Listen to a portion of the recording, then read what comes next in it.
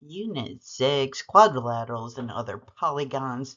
We're in Lesson 6.5, Properties of Special Parallelograms. It is broken into 3 parts. This is Part 1, Rectangle. Let's learn something new. Objectives for the lesson. There's Mr. Rectangle for you. Use the properties of rhombuses, rectangles, and squares to solve problems. And our focus on this lesson is rectangles. That's for the entire lesson. Rectangles have the same properties as parallelograms because it's a special parallelogram. So opposite sides are parallel. Opposite sides are congruent. Opposite angles are congruent. Consecutive angles are supplementary, and diagonals bisect each other. So that's everything about parallelograms. Plus these, all 4 angles are right angles and diagonals are congruent. So there are all the properties that we can use when we are doing calculations with rectangles. Properties of rectangles. Here's example 1. We know lengths of 2 of the sides. Length of segment PS is 10, length of segment PQ is 24, and opposite sides are congruent. So blank 1 is now filled. Length of segment QR is 10, and blank 2, length of segment SR is 24. Let's see what the other ones are. Length of segment SQ is a diagonal. Length of segment PR is a diagonal. So those are going to be equal to each other, and we're going to do some calculations to get those. Let's see. Rectangle has 4 right angles, which is going to give us a right triangle. Pulled it out. We are looking for length of segment PR and length of segment SQ. They're the same. I went with this triangle. Doesn't matter. Okay, so to find the length of the hypotenuse, we're going to do the plus. So length of segment PR is the square root of 10 squared plus 24 squared. Put it in your calculator. 26 is our answer, which makes it really nice to get length of segment QT. Length of segment SR is 26. QT is going to be half of that, and half of 26 is 13. Example 1, done. Properties of rectangles. Example 2, round to the nearest tenth when necessary this time. Let's see what's given to us. They tell us it's a rectangle, so we are going to have all 4 angles congruent to each other. They're right angles. Probably give us a right triangle in just a little bit. Length of segment AC is a diagonal. Length of segment BD is a diagonal. So diagonals are going to be congruent to each other. Opposite sides are congruent. So length of segment AB is 27. Let's see. Diagonals bisect each other. Diagonals are congruent. So all 4 of those segments are 15.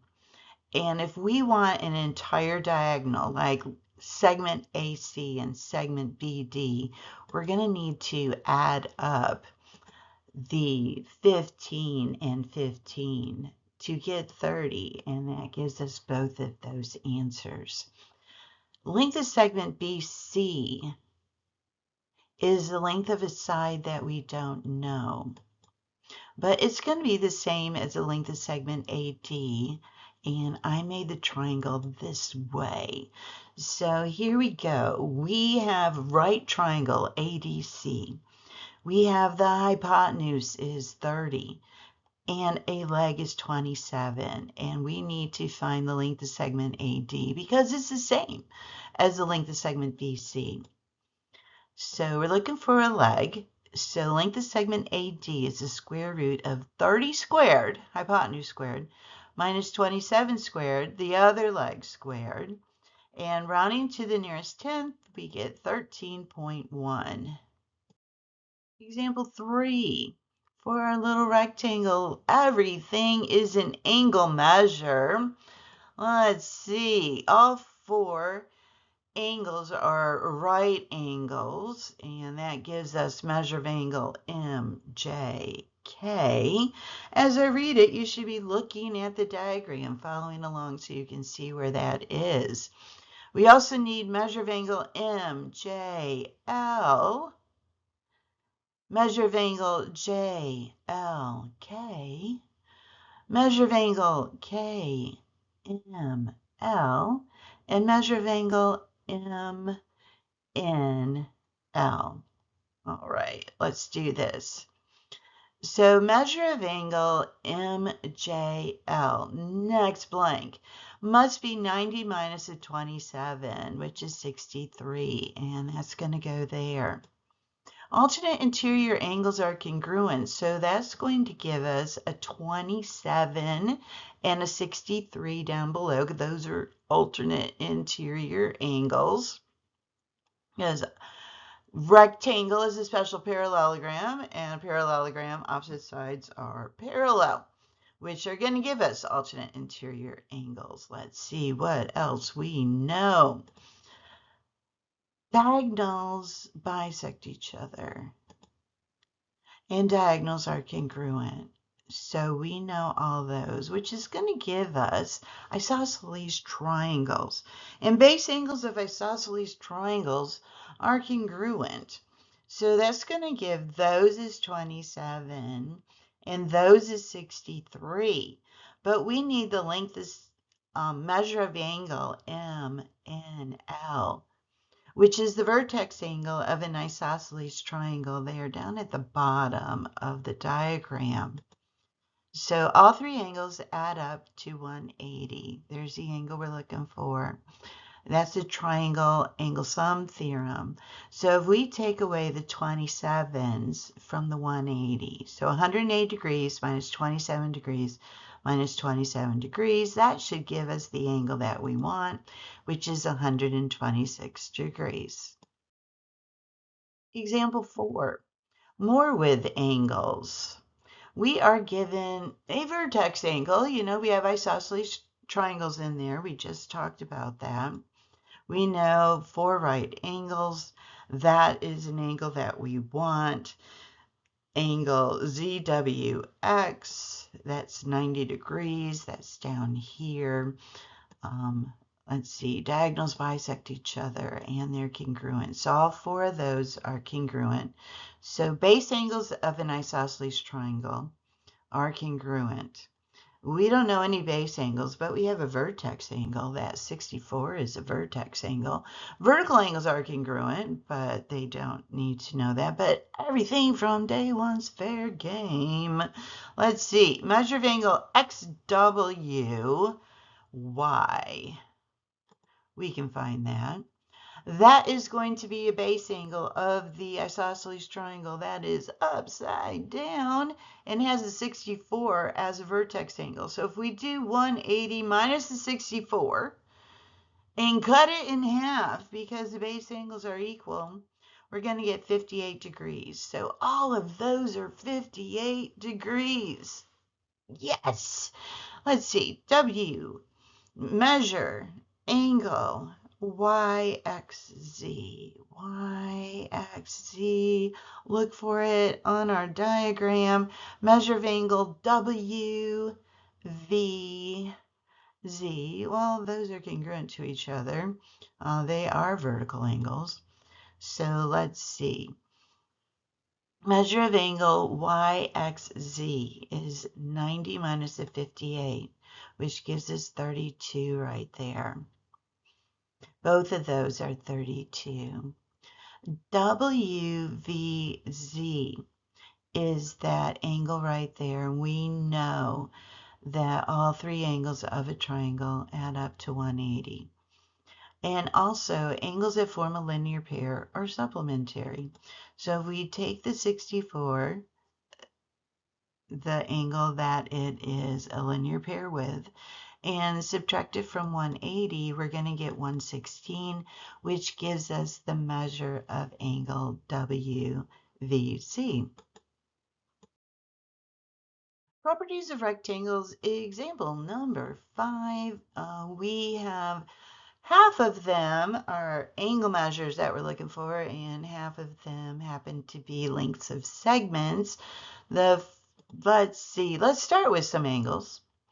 A rectangle has 4 right angles. That's basic. Let's put that in. That gives us one of them. Measure of angle ADC is 90 degrees. Let's see what else we know. Length of segment DB, that diagonal's 42, but diagonals are congruent and they bisect each other. So all 4 of those are now going to be 21, and that gives us the answer to another blank. Length of segment EB is 21. Let's see, length of segment AD is 26. So length of segment BC is 26 because opposite sides of a parallelogram, including rectangles, are congruent to each other. Length of segment AB, looks like we are going to need a right triangle for this. Let's pull that one out. Length of segment AB is the only one that is not named or given in measurement for. Length of segment BD, hypotenuse 42. Length of segment AD 26. We are looking for a leg right there. So it's the square root of the hypotenuse squared, 42 squared, minus the leg squared, 26 squared. Put it in your calculator, round to the nearest whole number this time. So 33 is what we're going to get for that. It's opposite sides also 33, but I don't think we need that. Let's look at what else we know. Measure of angle DAE. DAE is 52. I pulled the triangle out. Getting kind of messy in there. And it is an isosceles triangle, so base angles are congruent, so that's also 52.